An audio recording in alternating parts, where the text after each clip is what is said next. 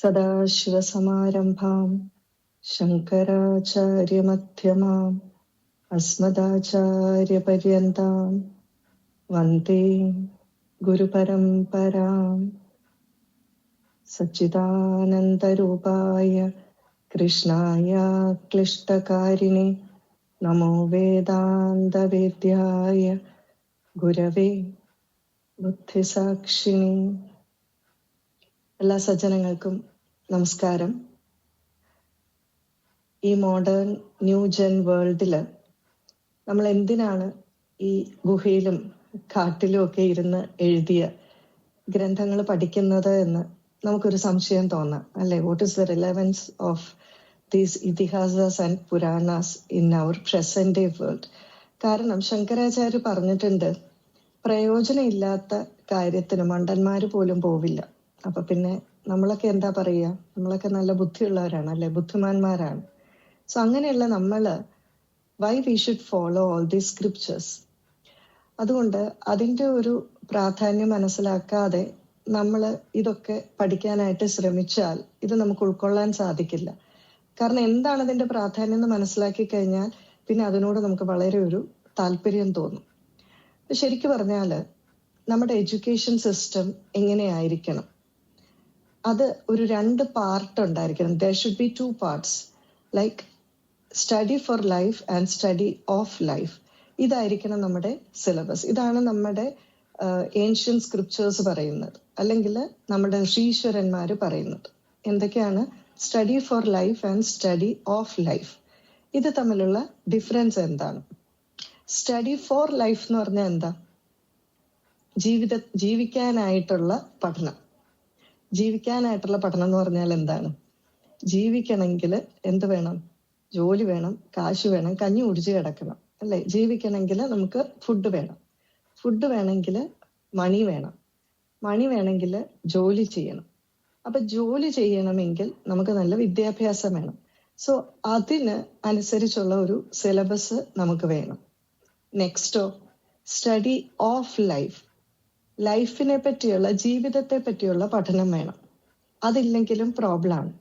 But ഇന്നത്തെ ഇപ്പൊ ഞാൻ ഇവിടെ പറഞ്ഞു 24 years ആയിട്ട് ഞാൻ കുറച്ച് മോഡേൺ ആയിട്ടുള്ള ബിസിനസ് അഡ്മിനിസ്ട്രേഷൻ കോളേജിൽ പഠിപ്പിക്കുന്ന ഒരു ടീച്ചറാണ്. അതുകൊണ്ട് തന്നെ ഇന്നത്തെ നമ്മുടെ സിലബസിന്റെ ലിമിറ്റേഷൻസിനെ പറ്റി ഐ എം കംപ്ലീറ്റ്ലി അവെയർ.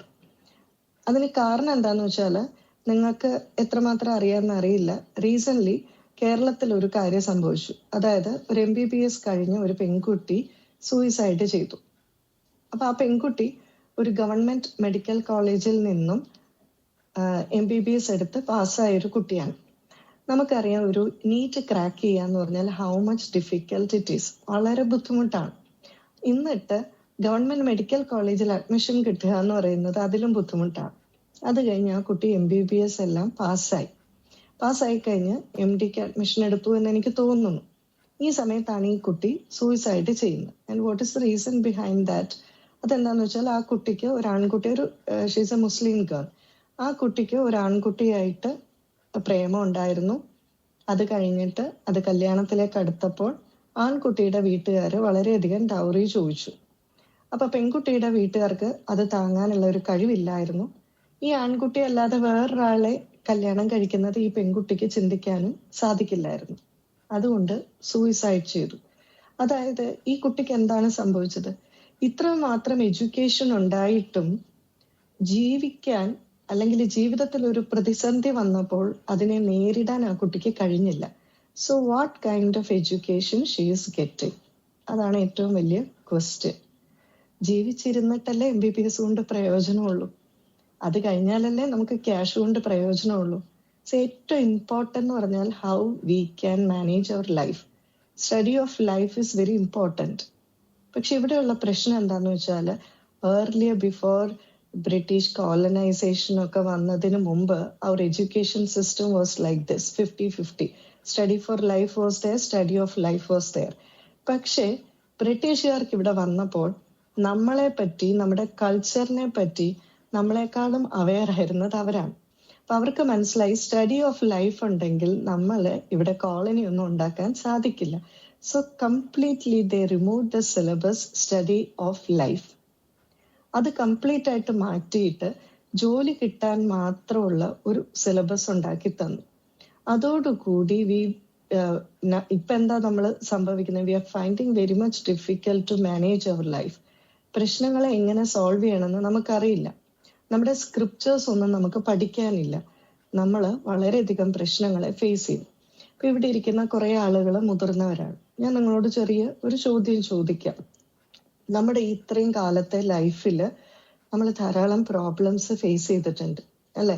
അപ്പൊ ഞാൻ ഉദ്ദേശിക്കുന്നത് ജോലി സംബന്ധമായിട്ടോ പൈസ സംബന്ധമായിട്ടോ മാത്രമല്ല, വേറെ പല ഇഷ്യൂസ് നമ്മൾ ഇപ്പൊ ഈ പെൺകുട്ടി ഫേസ് ചെയ്തതുപോലത്തെ ചില പ്രശ്നങ്ങൾ, ഫാമിലി ഇഷ്യൂസ് ഒക്കെ നമുക്ക് ഉണ്ടായിട്ടുണ്ട്.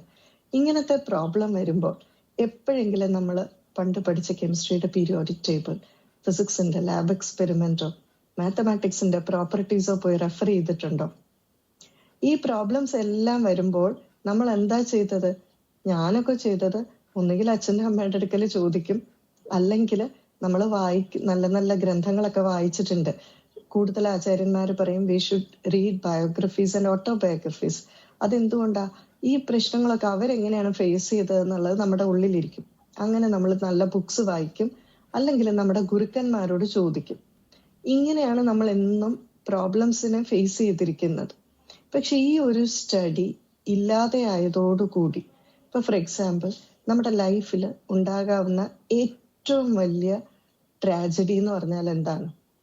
മരണമാണ് അല്ലെ? ഇന്ന് ലോകത്ത് തന്നെ ഏറ്റവും കൂടുതൽ റിസർച്ച് നടത്തുന്ന, ഈ നിങ്ങൾക്കറിയാവുന്ന മാസാച്യൂസെറ്റ്സ് പോലെയുള്ള യൂണിവേഴ്സിറ്റിയിൽ ഏറ്റവും കൂടുതൽ റിസർച്ച് നടക്കുന്നത് ലൈഫ് ആഫ്റ്റർ ഡെത്ത് എന്ന് പറയുന്ന വിഷയത്തെ പറ്റിയാണ്. നമ്മുടെ ഇവിടെ ജസ്റ്റിസ് കൃഷ്ണ അയ്യരും എല്ലാവരും ഇതിനെപ്പറ്റി ബുക്സ് എഴുതിയിട്ടുണ്ട്. ധാരാളം ഇംഗ്ലീഷ് ബുക്കുകളൊക്കെ ഇതിൽ എഴുതിയിട്ടുണ്ട്. Laws of the spirit world എന്നൊക്കെ പറഞ്ഞ് വളരെ ഫേമസ് ആയിട്ടുള്ള ബുക്സ് ഒക്കെ ഇതിനെ ആസ്പദാക്കിയിട്ടാണ്. എന്നാൽ എത്രയോ കാലം മുമ്പ് കഠോപനിഷത്തില് നമ്മൾ മരണത്തിനെ ഇങ്ങനെ സൈക്കോളജിക്കലായിട്ട് അല്ലെങ്കിൽ മെന്റലായിട്ട് ഫിസിക്കലായിട്ട് നമ്മുടെ ഒരു ആരോഗ്യപരമായിട്ട് ഇതിനൊക്കെ എങ്ങനെ നേരിടാന്ന് പണ്ടേ പറഞ്ഞു തന്നിട്ടുണ്ട്. എന്തിന്? ശ്രീമദ് ഭാഗവതം എടുക്കുക. ശ്രീമദ് ഭാഗവതത്തിൽ എന്താ പറഞ്ഞിരിക്കുന്നത്? പരീക്ഷത്തിന് ശാപം കിട്ടി, 7 ദിവസത്തിനുള്ളിൽ മരിക്കും. പരീക്ഷത്ത് ചോദിക്കുകയാണ്, മരണം അടുത്ത ഒരാള് എന്ത് ചെയ്യണം? ഗുരുക്കന്മാരുടെ ഉപദേശം കിട്ടിക്കഴിഞ്ഞപ്പോൾ പരീക്ഷൻ എന്തായി? തക്ഷകൻ എങ്ങനെയെങ്കിലും വന്ന് കടിച്ചിട്ട് പൊയ്ക്കോട്ടെ എന്നായി. എത്ര മാത്രം പീസ്ഫുൾ ആയിട്ടാണ് ഹി ഇൻവൈറ്റഡ് ഡെത്ത്. അപ്പൊ അതിനെ പോലും ഡീൽ ചെയ്യാനുള്ള എല്ലാ മെത്തേഡുകളും നമ്മുടെ സ്ക്രിപ്റ്റേഴ്സിലുണ്ട്. പക്ഷെ എന്നാണോ നമ്മൾ ഇത് ഔട്ട്ഡേറ്റഡ് ആണ് എന്ന് ചിന്തിക്കാൻ തുടങ്ങിയത്, അന്ന് തൊട്ട് നമ്മുടെ പ്രശ്നങ്ങളെല്ലാം സ്റ്റാർട്ട് ചെയ്തു. അതിന് കാരണം നമ്മുടെ സ്ക്രിപ്റ്റേഴ്സിനെ നമ്മൾ മറന്നു. നമ്മുടെ സ്ക്രിപ്റ്റേഴ്സിന് ഒരു പേരുണ്ട് അല്ലെ? അല്ലെങ്കിൽ നമ്മുടെ ഒരു സംസ്കാരത്തിന് നമ്മൾ എപ്പോഴും പറയും ഭാരതീയ സംസ്കാരം. മെസപ്പൊട്ടോമിയൻ സംസ്കാരമുണ്ട്, ഈജിപ്ഷ്യൻ സംസ്കാരമുണ്ട്, ഗ്രീക്ക് സംസ്കാരമുണ്ട്. പക്ഷെ പലതും ഇന്നില്ല. നമ്മളുടെ സംസ്കാരം എന്ന് പറഞ്ഞാൽ ഭാരതീയ സംസ്കാരം എന്ന് പറഞ്ഞാലും അതിന്റെ ശരിയായിട്ടുള്ള പേര് വൈദിക സംസ്കാരം എന്നാണ്. അതിന് കാരണം നമ്മുടെ ഫണ്ടമെന്റൽ ടെക്സ്റ്റ് എന്ന് പറയുന്നത് വേദമാണ്. എത്ര പേരോട് ഇപ്പൊ കുറച്ചും കൂടി ഒരു അവയർനെസ് ഒക്കെ കൂടിയിരിക്കുന്നുണ്ട്. ഇന്ന് പലരോട് ചോദിച്ചാൽ അവർ പറയും നമ്മുടെ ഫണ്ടമെന്റൽ ടെക്സ്റ്റ് വേദം ആണെന്ന്. അതർവൈസ് എങ്ങനെ പറയും? ഭഗവത്ഗീത, ഭാഗവതം, രാമായണം ഇങ്ങനെയൊക്കെ പറയും. അതേ നമ്മളോട് ക്രിസ്ത്യൻസിന്റെ ഫണ്ടമെന്റൽ ടെക്സ്റ്റോ മുസ്ലിംസിന്റെ ഫണ്ടമെന്റൽ ടെക്സ്റ്റോ ഏതാന്ന് ചോദിച്ചാൽ അറിയാം. ഇനി വേദമാണെന്ന് പറഞ്ഞാൽ വാട്ട് ഈസ് ഇൻ ദാറ്റ് എന്ന് ചോദിച്ചാൽ നമുക്കറിയില്ല. നേരെ മറിച്ചൊരു ക്രിസ്ത്യനോടോ മുസ്ലിമിനോടോ ചോദിച്ചാൽ വളരെ നന്നായിട്ടറിയാം. പക്ഷെ നമ്മൾ ആരും വിഷമിക്കേണ്ട, വേദത്തിലുള്ളത് നമുക്കറിയില്ല എന്ന് വിചാരിച്ചിട്ട്. വേദത്തിൽ എന്താണ് ഉള്ളതെന്ന് മുഴുവൻ നമുക്കറിയില്ലെങ്കിലും ഒരു പരിധി വരെയൊക്കെ നമുക്ക് അറിയാം. കാരണം എന്താന്ന് വെച്ചാൽ വേദത്തിന്റെ very detailed explanation is puranas and itihasas. അപ്പൊ ഇതിഹാസങ്ങളും പുരാണങ്ങളും നിങ്ങൾക്ക് കുറച്ചെങ്കിലും അറിയാമെങ്കിൽ ദാറ്റ് മീൻസ് യു നോ എന്തെങ്കിലുമൊക്കെ വേദത്തിനെ പറ്റി കുറച്ചൊക്കെ നിങ്ങൾക്ക് അറിയാമെന്നുള്ള ഒരു കാര്യമാണ്. അപ്പൊ ആദ്യത്തെ ബേസിക് ആയിട്ട് നമുക്ക് തുടങ്ങാം. വാട്ട് ഈസ് മെൻ ബൈ വേദ? അല്ലെങ്കിൽ ആ വേർഡ് നമ്മൾ ബുക്സ് എന്നൊക്കെയുള്ള ഡിവിഷൻസ് കളയുക. വേദം എന്ന് പറഞ്ഞാൽ എല്ലാവർക്കും അറിയാം, അറിവ് എന്നാണ് അർത്ഥം അല്ലെ? അപ്പൊ നമ്മുടെ ഫണ്ടമെന്റൽ ടെക്സ്റ്റിന്റെ മീനിങ് തന്നെ അറിവെന്നാണെങ്കിൽ നമ്മൾ ജീവിതത്തിൽ ഏറ്റവും കൂടുതൽ പ്രാധാന്യം കൊടുക്കേണ്ട എന്തിനാണ്? അറിവിനാണ്. ശരിക്കും പറഞ്ഞാല് ഇന്ന് ഈ പല പല കാര്യങ്ങളും നടക്കുന്നുണ്ട്. നമ്മളുടെ ബിലീഫിനെ പറ്റി, നമ്മുടെ ദൈവങ്ങളെ പറ്റി പലരും പരിഹസിക്കാറുണ്ട് അല്ലെ? സർക്കാസ്റ്റിക് ആയിട്ടുള്ള കമന്റ്സസ് വരാറുണ്ട്. പ്രത്യേകിച്ച് ഗണപതി ഭഗവാൻ നിങ്ങളുടെ മനുഷ്യന്റെ ശരീരവും ആനയുടെ തലയും ഒക്കെയാണ്. ശരിക്കും പറഞ്ഞാല് ഇതിനെപ്പറ്റിയൊക്കെ ഫണ്ടമെന്റൽ ആയിട്ടുള്ള അറിവുണ്ടെങ്കിൽ ആർക്കെങ്കിലും നമ്മളെ ഇൻഫ്ലുവൻസ് ചെയ്യാൻ പറ്റുമോ? ബേസിക് നോളജ് അല്ലെങ്കിൽ ഫണ്ടമെന്റൽ ആയിട്ടുള്ള നോളജ് ഉണ്ടെങ്കിൽ ഒരു പ്രശ്നവും നമ്മളെ ബാധിക്കില്ല. അപ്പോൾ നമ്മുടെ ആചാര്യന്മാർ പറയുന്നു, ആദ്യം ജീവിതത്തിൽ നമ്മൾ ഏറ്റവും കൂടുതൽ ഇമ്പോർട്ടൻസ് കൊടുക്കേണ്ടത് അറിവിനാണ്. ഈ അറിവുണ്ടെങ്കിലുള്ള പ്രയോജനം എന്താണ്? നമ്മൾ ചിലപ്പോൾ പറയും ഉയരങ്ങളിലോട്ട് പോകും തോറും വീഴ്ചയുടെ ആഴം കൂടുമെന്ന്. പക്ഷെ എല്ലാരും വീഴണം എന്നില്ല ഉയരം കൂടും തോറും. അതിനൊരു എക്സാമ്പിൾ പറയാം. നമ്മൾ ലിഫ്റ്റിൽ പോവുകയാണെന്ന് വിചാരിക്കുക. ലിഫ്റ്റിൽ പോകുമ്പോൾ എന്താണ് what happens when you go up അല്ലെ? മുകളിലേക്ക് പോകുമ്പോൾ what happens? The platform also moves with you. ശരിക്കും പറഞ്ഞാല് നിങ്ങളുടെ ബേസ് ഈസ് സ്ട്രോങ്. നിങ്ങളുടെ കാല് ആ പ്ലാറ്റ്ഫോമിലാണ്. അപ്പൊ എന്തെങ്കിലും ലിഫ്റ്റ് ഒന്ന് പൊട്ടിയെന്ന് വിചാരിക്കുക, നമുക്ക് വലിയ പ്രശ്നമൊന്നും പറ്റില്ല. കാരണം എന്താന്ന് വെച്ചാൽ നമ്മൾ വീണാലും ആ ലിഫ്റ്റിനുള്ളിൽ തന്നെ കിടക്കും. നേരെ മറിച്ച് വലിയൊരു ഡൈവിങ്ങിന് പോവാണ്, ഈ വലിയ റോപ്പൊക്കെ കെട്ടിയിട്ടുള്ള ഡൈവിങ് ഇല്ലേ, ആ ഡൈവിങ്ങിന് പോകുമ്പോ എവിടെയെങ്കിലും വെച്ച് ആ റോപ്പ് ഒന്ന് പൊട്ടിയെന്ന് വിചാരിക്കുക, എന്തായിരിക്കും നമ്മുടെ അവസ്ഥ? ആഡില് പറയത്തില്ലേ, പൊടി പോലും ഇല്ല കണ്ടുപിടിക്കാൻ. ഈ അവസ്ഥയാകും നമ്മുടെ. ഇതിന്റെ റീസൺ എന്താ? നമ്മുടെ ബേസ് ഇല്ല, അവിടെ പ്ലാറ്റ്ഫോം ഇല്ല. നമ്മുടെ ബേസ് അല്ലെങ്കിൽ ആ ഫണ്ടമെന്റൽ സ്ട്രോങ് ആണെങ്കിൽ നമുക്ക് വീഴ്ചയ്ക്ക് വലിയ ആഘാതം വരില്ല. ഇതേ കാര്യം തന്നെയാണ് നമ്മുടെ ആചാര്യന്മാര് പറയുന്നത്. അപ്പൊ നമ്മുടെ അറിവിന് പ്രാധാന്യം കൊടുക്കണം. ഇനി ഈ വേദത്തിലുള്ള അറിവുകൾ എവിടെ നിന്നു വന്നു? ശരിക്കു പറഞ്ഞാല് നമ്മുടെ ഋഷീശ്വരന്മാരാണ് തന്നത്, ഒരാളൊന്നും അല്ല തന്നത്. അവർക്ക് ഈ അറിവുകൾ എവിടെ നിന്ന് കിട്ടി? അപ്പൊ ആദ്യം സ്ക്രിപ്റ്റേഴ്സ് ബുക്സ് ഒക്കെ ആക്കി ഡിവൈഡ് ചെയ്തൊന്നും ആലോചിക്കേണ്ട. കുറേ അറിവുകൾ, പ്രപഞ്ചത്തിന് നിഗൂഢ രഹസ്യങ്ങൾ, നമുക്കറിയാൻ പാടില്ലാത്ത പല കാര്യങ്ങളാണ് ഈ അറിവുകളായിട്ട് തന്നിരിക്കുന്നത്. ഇതിവർക്ക് എവിടെ നിന്ന് കിട്ടി? എവിടെ നിന്ന് കിട്ടി എന്ന് പറഞ്ഞാൽ അതിന് പറയുന്ന പേരാണ് ദർശനങ്ങളിലൂടെ കിട്ടി. അപ്പൊ നമ്മുടെ അടുത്ത ചോദ്യം, ഇത് കുട്ടികളോടാണ് പറയുന്നതെങ്കിൽ അവർ ചോദിക്കും, what is the meaning of ദർശനം? ദർശനം എന്ന് പറഞ്ഞാൽ എന്താണ്? അപ്പൊ ദർശനം എന്ന് പറഞ്ഞാൽ അതിനൊരു എക്സാമ്പിൾ പറയാം. ഇതിന്റെയൊക്കെ ഒരു മിനിയേച്ചർ ഫോം നമ്മുടെ ലൈഫിൽ ഫ്രീക്വന്റ് ആയിട്ട് ഉണ്ടാകുന്നുണ്ട്. ഇപ്പൊ ഫോർ എക്സാമ്പിൾ, നിങ്ങൾക്ക് ഇന്നത്തെ ദിവസം ഒരു 1,00,000 രൂപ പെട്ടെന്ന് ഉണ്ടാക്കണം. നിങ്ങൾ എന്താ ചെയ്യുക? പെട്ടെന്ന് ഓടി നടന്ന് എല്ലാവരോടും ചോദിക്കുകയാണ് 1,00,000 രൂപ എവിടെയാണെന്ന്. നിങ്ങളൊന്ന് സമാധാനമായിട്ടിരുന്ന് ആലോചിക്കും, 1,00,000 രൂപ ഉണ്ടാക്കാൻ എന്താണ് വഴി? കുറേ നേരം ഇരുന്ന് ആലോചിച്ച് കഴിയുമ്പം നിങ്ങൾക്കൊരു 2-3 സൊല്യൂഷൻസ് നിങ്ങളുടെ മനസ്സിൽ വരും. ആൻഡ് നിങ്ങൾ എങ്ങനെ എഴുതും? അതൊന്ന് നമ്പർ ചെയ്യും മനസ്സിൽ.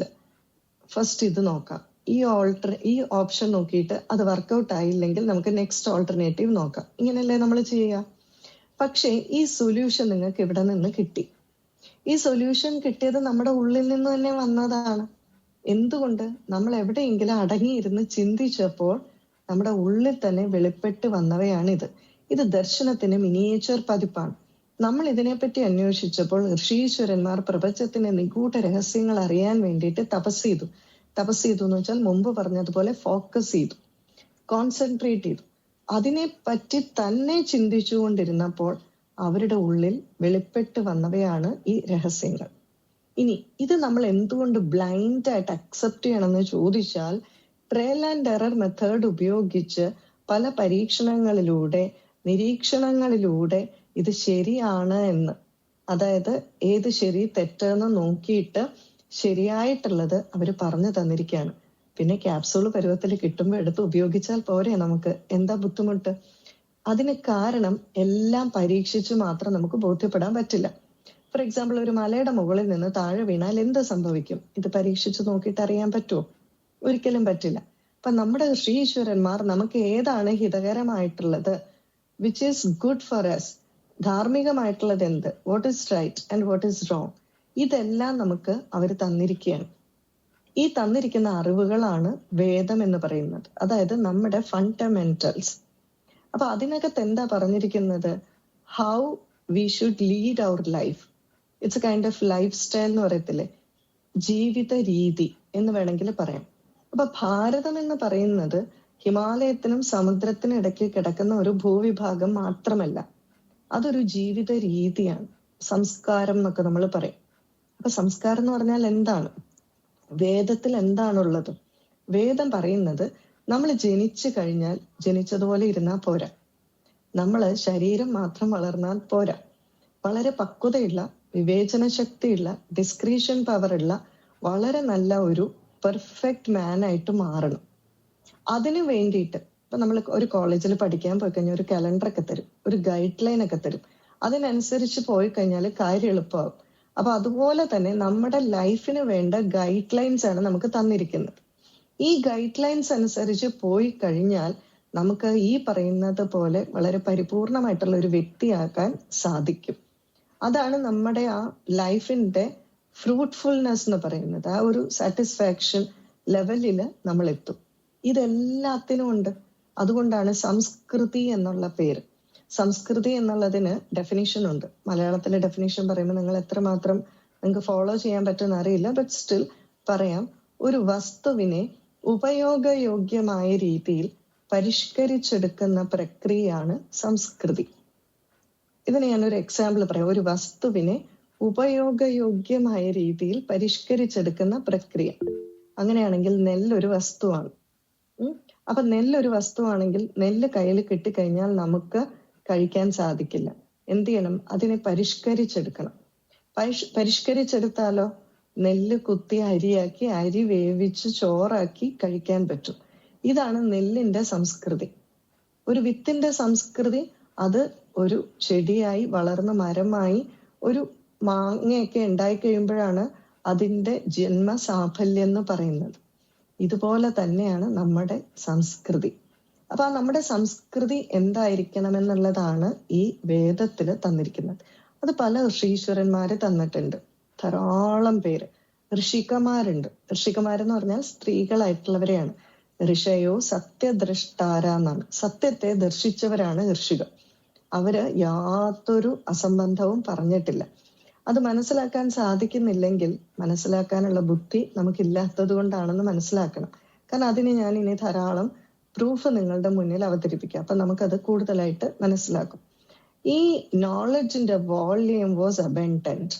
അത്ര മാത്രം ഉണ്ടായിരുന്നു. അപ്പൊ എന്തു ചെയ്തു വ്യാസഭഗവാൻ ഇതിനെ കാറ്റഗറൈസ് ചെയ്തു.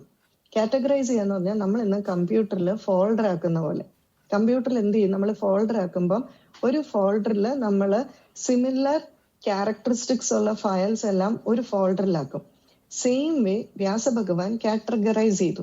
ഒരാൾക്ക് ഇങ്ങനെ ഫോൾഡറായിട്ട് കാറ്റഗറൈസ് ചെയ്ത് അതിനകത്ത് ഫയൽസ് എല്ലാം ഇടണമെങ്കിൽ ഓരോ ഫയൽസിലുള്ള എന്താന്ന് പുള്ളിക്ക് അറിയണ്ടേ നന്നായിട്ട്? എന്നാലല്ലേ നമുക്ക് കാറ്റഗറൈസ് ചെയ്യാൻ പറ്റൂ. ഇൻ ദ സെയിം വേ വ്യാസഭഗവാൻ ഇത് മുഴുവൻ അറിയാമായിരുന്നു. പൂർവ്വജന്മത്തില് വ്യാസഭഗവാൻ, ഇതധികം നമ്മൾ പരാമർശിച്ച് കാണാറില്ല, ആപതുദ്ധർ എന്ന് പറയുന്ന ഒരു ഋഷിയായിരുന്നു. അപ്പൊ അദ്ദേഹം ആ ജന്മത്തില് പൂർണ്ണമായിട്ടും വേദങ്ങളും സ്തുതികളും സ്തോത്രങ്ങളും അല്ലെങ്കിൽ സൂക്തങ്ങള് പഠിക്കാനായിട്ട് ചെലവഴിക്കുകയാണ് ചെയ്തത് ജീവിതം. അടുത്ത ജന്മത്തില് അതുകൊണ്ട് തന്നെ നമുക്ക് ഈ നോളജ് ഒക്കെ ട്രാൻസ്ഫർ ചെയ്യപ്പെടും അടുത്ത ജന്മത്തിലേക്ക്. അപ്പൊ അടുത്ത ജന്മത്തില് ഇതൊക്കെ പറയണമെങ്കിൽ ഒത്തിരി നമുക്ക് സമയം എടുക്കും. പക്ഷെ നമുക്ക് ഇപ്പം ഈ ഒരു വേദത്തിന്റെ ഭാഗത്തേക്ക് പോകാം. അപ്പൊ എന്താന്ന് വെച്ചാല് ട്രാൻസ്ഫർ ചെയ്യപ്പെട്ട് അടുത്ത ജന്മത്തില് അദ്ദേഹം ഇതിനെ കാറ്റഗറൈസ് ചെയ്ത് നമുക്ക് തന്നു. ഋഗ്വേദം, യജുർവേദം, സാമവേദം, അഥർവവേദം. ഇത് 4 കാറ്റഗറി ആയിട്ട് നമുക്ക് തന്നു. ഇതിന് ധാരാളം സബ് ഡിവിഷൻസ് ഉണ്ട്. ഇത് ഇന്ന് മുഴുവൻ നമുക്ക് അവൈലബിൾ ഒന്നും അല്ല. കാരണം ഇതായിരുന്നു നമ്മുടെ ഫണ്ടമെന്റൽസ്. പക്ഷെ നളന്ദ പോലെയുള്ള സർവകലാശാലകള് മുഗളന്മാർ അഗ്നിക്കിരയാക്കി. അപ്പൊ എന്താണ് ഇത്? അഗ്നിക്കിരയാക്കിയപ്പോ അവിടെയുള്ള 3 പ്രധാനപ്പെട്ട ലൈബ്രറി, ഏറ്റവും വലിയ ലൈബ്രറി 3 മാസമാണ് നിന്ന് കത്തിയത്. അപ്പൊ അതിനകത്ത് ഉണ്ടായിരുന്ന എത്ര മാത്രം സ്ക്രിപ്ചേഴ്സ് ഉണ്ടായിരുന്നു നമുക്ക് ഊഹിക്കാം. കാരണം അവർക്കറിയാം ഇതാണ് നമ്മുടെ ഫണ്ടമെന്റൽ. ഇത് പഠിച്ചാൽ നമ്മളെ ആർക്കും നശിപ്പിക്കാൻ സാധിക്കില്ല എന്ന് അവർക്ക് നല്ലതുപോലെ അറിയായിരുന്നു. പക്ഷെ ഈ വേദത്തിന്റെ ഒരു പ്രത്യേകത, ഈ volume of knowledge since it is very huge, അത് ഒരു കണ്ടന്റഡ് ഫോമിലാണ്. വേണമെങ്കിൽ ഒരു സൂക്തങ്ങൾ എന്നൊക്കെ പറയത്തില്ലേ, നമ്മളൊരു ചെറിയ ഫോർമുല ടൈപ്പിലാണ്. അതിന്റെ എക്സ്പാൻഷൻ ഫോം ഇല്ല. അപ്പൊ നമുക്ക് മുന്നോട്ട് വന്നപ്പോൾ സംസ്കൃതം ശരിക്കും അറിയില്ല, നമുക്ക് ഇതുപോലെയുള്ള പഠനങ്ങൾ കുറവായതുകൊണ്ട് we found it very difficult to understand the meaning. അപ്പൊ അതുകൊണ്ട് ഇതൊക്കെ ഋഷിമാർക്ക് നേരത്തെ അറിയാം. അവരെന്ത് ചെയ്തു? They started preparing elaborate explanation of all these Vedas. അതെങ്ങനെയാണ്? ഇപ്പൊ ഫോർ എക്സാമ്പിൾ സത്യമേവ ജയത്തെ, അല്ലെങ്കിൽ സത്യം വധ എന്ന് പറഞ്ഞാൽ എന്താണ്? സത്യം മാത്രം പറയുക. ഇത് കേൾക്കുമ്പോൾ നമുക്ക് സംശയം തോന്നാം, എത്രമാത്രം സത്യം പറയണം, എത്രമാത്രം സത്യവാനായിരിക്കണം എന്നൊക്കെ സംശയം തോന്നാം. അപ്പൊ എന്ത് ചെയ്തു? സ്കന്ദപുരാണത്തില് 50 അധ്യായങ്ങളെ കൊണ്ട് ഹരിശ്ചന്ദ്ര ചരിതം പറഞ്ഞു. ഭഗവാനെ മനസ്സിലായി എത്ര സത്യസന്ധനായിരിക്കണം എന്ന്. കാരണം എന്താ? ഹരിശ്ചന്ദ്ര ചരിതം കേട്ടാൽ നമുക്ക് ക്ലിയർ ആകും ഇത്ര മാത്രം സത്യശീലനായിരിക്കണം എന്ന്. അപ്പൊ വേദത്തിന്റെ എക്സ്പ്ലനേഷൻ ആണ് പുരാണം. അതുകൊണ്ടാണ് ഞാൻ പറഞ്ഞത് വേദം നമുക്ക് അറിയാം. ഇത് തന്നെയാണ് ഇതിഹാസം. പക്ഷെ പുരാണങ്ങളില് കുറച്ച് എക്സാജറേഷൻസ് ഉള്ളതായിട്ട് നമുക്ക് തോന്നും. അതിന് ഞങ്ങളോടൊക്കെ ആചാര്യന്മാര് പറയും, always explain puranas based on Vedas. വേദത്തിനെ ബേസ് ചെയ്തിട്ടല്ലാതെ ഒരിക്കലും പുരാണങ്ങൾ എക്സ്പ്ലെയിൻ ചെയ്യാൻ പാടില്ല. അപ്പൊ വേദം മനസ്സിലാക്കി വെച്ചുകൊണ്ട് വേണം പുരാണത്തിനെ എക്സ്പ്ലെയിൻ ചെയ്യാൻ. അതല്ലെങ്കിൽ ഇതിനകത്തുള്ളതെല്ലാം എക്സാജറേഷൻസ് ആയിട്ട് തോന്നും. അതിനൊരു എക്സാമ്പിൾ പറയാം. ഫോർ എക്സാമ്പിൾ, ധ്രുവചരിതം പറയുമ്പോൾ ധ്രുവൻ തപസ് ചെയ്യുമ്പോൾ എല്ലാവർക്കും ശ്വാസം മുട്ടുന്നുണ്ട് എന്ന് പറയുന്നുണ്ട്. ഒരാള് തപസ് ചെയ്യുമ്പോൾ ബാക്കിയുള്ളവർക്ക് എങ്ങനെയാ ശ്വാസം മുട്ടുക? പ്രാണനിരോധം വരുന്നു എന്നൊക്കെ പറയുന്നുണ്ട്. ഇവിടെ ഉദ്ദേശിക്കുന്നത് എന്താ വെച്ചാല്, ധ്രുവൻ ഒരു സെൽഫിഷ് ആയിട്ടുള്ള മോട്ടോ ഉണ്ടായിരുന്നു തപസ് ചെയ്തപ്പോ, തനിക്ക് സിംഹാസനം കിട്ടണം എന്നുള്ളത്. ആര് സെൽഫിഷ് ആയിട്ട് എന്ത് പ്രവൃത്തി ചെയ്താലും അത് ബാക്കിയുള്ള ആർക്കെങ്കിലും ദോഷമായിരിക്കും. അപ്പൊ അതുകൊണ്ടാണ് ബാക്കിയുള്ളവർക്ക് ആ ബുദ്ധിമുട്ടുണ്ടായി, ചൂടുണ്ടായി, തപമുണ്ടായി എന്ന് പറയുന്നത്. ഈ രീതിയിൽ ഇതിനെ എലാബറേറ്റ് ചെയ്യാനുള്ള ഒരു കഴിവ് നമുക്ക് ഉണ്ടാകണം. അപ്പൊ അതുകൊണ്ട് വരും തോറും ഇതിനെ സിംപ്ലിഫൈ ചെയ്ത് ധാരാളം പുരാണങ്ങളിലൂടെയും, പ്രധാനമായിട്ട് 18 പുരാണങ്ങളാണ്, അത് നമുക്ക് തന്നത് വ്യാസ ഭഗവാനാണ്. അതുപോലെ 2 ഇതിഹാസങ്ങളുണ്ട്, മഹാഭാരതവും രാമായണവും. ഇതിലൂടെ നമുക്ക് ഈ അറിവുകളെല്ലാം തന്നു. ഇനി ഈ അറിവുകൾ നമ്മളുടെ ജീവിതത്തിൽ എങ്ങനെയാണ് പ്രാവർത്തികമാക്കുക? ധാരാളം എക്സാമ്പിൾസ് ഞാൻ തന്നെ ഈ പറഞ്ഞ പോലെ യൂട്യൂബിലൊക്കെ ധാരാളം എക്സാമ്പിൾസ് പറഞ്ഞിട്ടുണ്ട്. അപ്പൊ ഞാൻ അത് റിപ്പീറ്റ് ചെയ്യുന്നില്ല. ഞാൻ വേറൊരു രീതിയിൽ ഈ നമ്മളുടെ ആചാര്യന്മാര് പറഞ്ഞതിനെ ഒന്ന് ഇന്റർപ്രറ്റ് ചെയ്യാനായിട്ട് ശ്രമിക്കുകയാണ്. അതിൽ ഫസ്റ്റ് സെഷൻ ഞാൻ ഈയിടെ റിലീസായ യൂട്യൂബിലും ഉണ്ട്, എങ്കിൽ അത് കേട്ടിട്ടില്ലാത്തവർക്ക് വേണ്ടിയിട്ട് പറയാം. അതായത് നമ്മളുടെ ശരീരം എന്ന് പറയുന്നത് ഒരു 12 വസ്തുക്കളെ കൊണ്ടാണ് നിർമ്മിച്ചിരിക്കുന്നത്. രക്തം, മജ്ജ, മാംസം, അല്ലെ, വാതം, പിത്തം, കഫം, മലം, മൂത്രം, ഇങ്ങനെയുള്ള കുറേ വസ്തുക്കളെ കൊണ്ടാണ് നിർമ്മിച്ചിരിക്കുന്നത്. ഇതിന് പറയുന്ന പേരാണ് സ്ഥൂല ശരീരം. ഇനി ഇത് മാത്രമല്ല, സ്ഥൂല ശരീരം എന്ന് പറഞ്ഞാൽ എന്താണ്? Which we can touch, which we can feel, എല്ലാം നമുക്ക് അറിയാവുന്നതാണ്. വിച്ച് വി ക്യാൻ സീ, ഇതാണ് സ്ഥൂല ശരീരം എന്ന് പറയുന്നത്. ആൻഡ് വി ഹാവ് എ സൂക്ഷ്മ ശരീരം. സൂക്ഷ്മ ശരീര കൺസിസ്റ്റ് ഓഫ് മൈൻഡ്, അഹങ്കാര, ബുദ്ധി, ഇതെല്ലാം സൂക്ഷ്മ ശരീരമാണ്. പക്ഷെ ഈ സൂക്ഷ്മ ശരീരത്തിന്റെ പ്രത്യേകത എന്താണ്? മനസ്സ് എവിടെ ഇരിക്കുന്നത്? നമ്മൾ സ്കൂളിൽ നമ്മുടെ ബോഡിയൊക്കെ വരയ്ക്കാൻ പഠിക്കുക, എവിടെയെങ്കിലും മൈൻഡ് എന്ന് പറഞ്ഞ് നമ്മളിങ്ങനെ അടയാളപ്പെടുത്തിയ ഇല്ല. ബുദ്ധി, മൈൻഡ് ഉണ്ടെന്ന് നമുക്കറിയാം. നമ്മൾ അറിയുന്നാലും ആ ചേച്ചി എന്നെ വഴക്ക് പറഞ്ഞപ്പോ എല്ലാം മനസ്സിന് നല്ല വിഷമായി എന്നറിയാം, മനസ്സുണ്ടെന്നറിയാം. പക്ഷെ മനസ്സ് എവിടെ ഇരിക്കുന്നത് നമുക്കറിയില്ല. ഇനി ബുദ്ധി ഉണ്ടെന്ന് നമുക്കറിയാം, ബുദ്ധി എവിടെ ഇരിക്കുന്നത്? ചിലർ പറയും തലയിലാണ്. നമ്മൾ സെറിബെല്ലം, കോർട്ടെക്സ് ഇങ്ങനെയൊക്കെ അടയാളപ്പെടുത്തിയിട്ടുണ്ട്. പക്ഷെ എവിടെയെങ്കിലും നമ്മൾ ബുദ്ധി എന്ന് പറഞ്ഞ് അടയാളപ്പെടുത്തിയിട്ടുണ്ടോ? ഒരിക്കലും അടയാളപ്പെടുത്തിയിട്ടില്ല. പിന്നെ അഹങ്കാരം, അത് പിന്നെ ഉണ്ടോ ഇല്ലോ എന്നുള്ളതിന് സംശയം പറയാനേ ഇല്ല, അല്ലെ? ആ ചേച്ചിയുടെ അഹങ്കാരം ഒന്ന് കാണേണ്ടതാണ് എന്ന് പറയും. ഓൾ ദീസ് കൺസിസ്റ്റ് ഓഫ് സൂക്ഷ്മ ശരീരം. ഇതെന്ന് പറയുന്നതാണ് ഓൾ ദീസ് ആർ സൂക്ഷ്മ ശരീരം. ഇതുണ്ടെന്ന് നമുക്കറിയാം, പക്ഷെ നമുക്കിത് എവിടെയാണെന്ന് അറിയില്ല, കാണാനും പറ്റില്ല. ഇതിന്റെ പ്രത്യേകത എന്താന്ന് വെച്ചാൽ ഇത് ശക്തിയാണ്, സൂക്ഷ്മമാണ്. മനക്കട്ടി എന്നൊക്കെ നമ്മൾ പറയത്തില്ലേ, മനസ്സിന് ശക്തി. ചില ദിവസം എങ്ങനെയായിരിക്കും? നല്ല സന്തോഷമായിരിക്കും മനസ്സിന്, അതായത് മനസ്സ് നല്ല പവർഫുൾ ആണ്. ചില ദിവസം മനസ്സ് നല്ല ഡൗൺ ആയിരിക്കും, മനസ്സിന് കട്ടിയില്ല. ബുദ്ധിശക്തി എന്നാണ് നമ്മൾ പറയുന്നത്. അപ്പൊ ഇതെന്ന് പറയുന്നത് വളരെ പവർഫുൾ ആണ്, അത് ശക്തിയാണ്, പക്ഷെ അത് സൂക്ഷ്മമാണ്. ഇനി അടുത്ത ക്വസ്റ്റ്യൻ അൺമ്യൂട്ട് ചെയ്തിട്ട് ആൻസർ പറയണേ.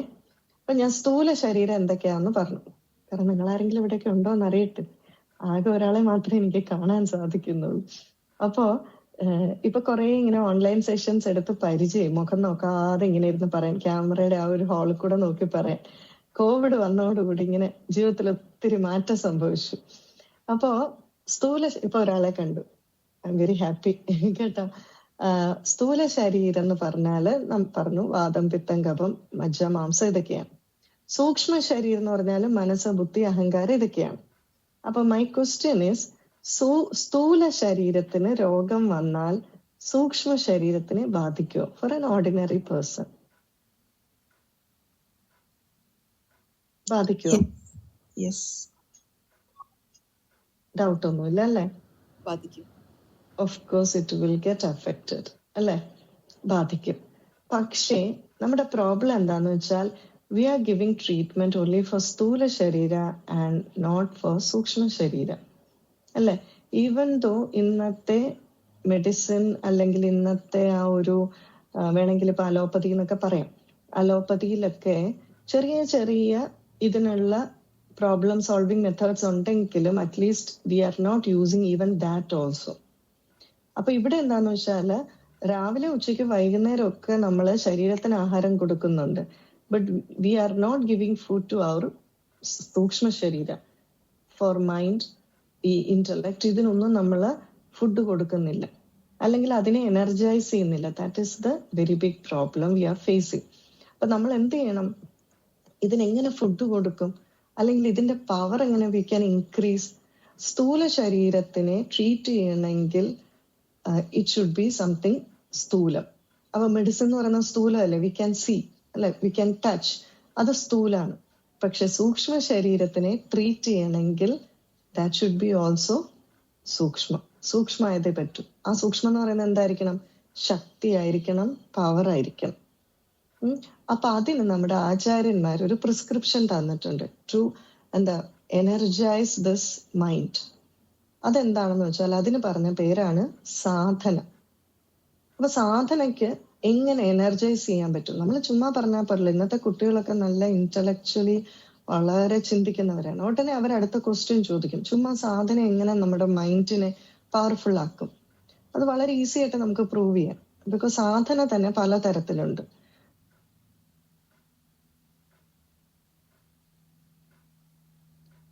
ഏറ്റവും ഈസിയസ്റ്റ് ആയിട്ടുള്ള സാധന എന്ന് പറയുന്നതാണ് നാമജപം. ഏറ്റവും ഈസിയസ്റ്റ് ആയിട്ടുള്ളതാണ്. അപ്പൊ ഈ നാമജപം എന്ന് പറഞ്ഞാൽ അവിടെ ശബ്ദമാണ് പ്രധാനമായിട്ടുള്ളത് അല്ലെ? ശബ്ദം അല്ലാത്തതും ഉണ്ട്, വാചികം, മാനസികം ഒക്കെ ഉണ്ട്. ഇപ്പൊ ഫോർ എക്സാമ്പിൾ, നിങ്ങളെ പെട്ടെന്ന് ഒരാൾ വന്നിട്ട് നിങ്ങളുടെ മുന്നിൽ വന്നിട്ട് നന്നായിട്ട് ചീത്ത വിളിക്കുകയാണെന്ന് വിചാരിക്കുക. നിങ്ങളുടെ എന്തായിരിക്കും ഫീലിംഗ്? മനസ്സിൽ സന്തോഷമാണോ സങ്കടമാണോ? നമുക്ക് വിഷമം വരും അല്ലെ? നേരെ മറിച്ച് ഇപ്പൊ ഇതുപോലെ ഭഗവാന്റെ സത്സംഗങ്ങൾ കേൾക്കുന്നു, കൃഷ്ണ ഗുരുവായൂരപ്പ എന്ന് കേൾക്കുന്നു, ഭഗവാന്റെ നല്ല കഥകൾ കേൾക്കുന്നു, എന്താ വരിക? മനസ്സിന് സന്തോഷം വരും. മനസ്സിന് സന്തോഷം വരിക എന്ന് പറഞ്ഞാൽ മനസ്സ് ഗെറ്റിംഗ് കൂടുതലായിട്ട് സ്ട്രോങ്കർ ആകുകയാണ്. നേരെ മറിച്ച് വിഷമാകുന്നു എന്ന് പറഞ്ഞാൽ മൈൻഡ് ഈസ് ഗെറ്റിംഗ് വീക്ക്. അപ്പൊ ഇവിടെ എന്താണ് ശരിക്കും? ഒന്നും സംഭവിച്ചിട്ടില്ല. ഒരാൾ വന്ന് ഒച്ച വെച്ചു, മനസ്സ് വീക്കായി. ഒരാൾ വന്ന് ഭഗവത് കഥകൾ പറഞ്ഞു, മനസ്സ് സ്ട്രോങ് ആയി. That means sound and mind is connected അല്ലെ?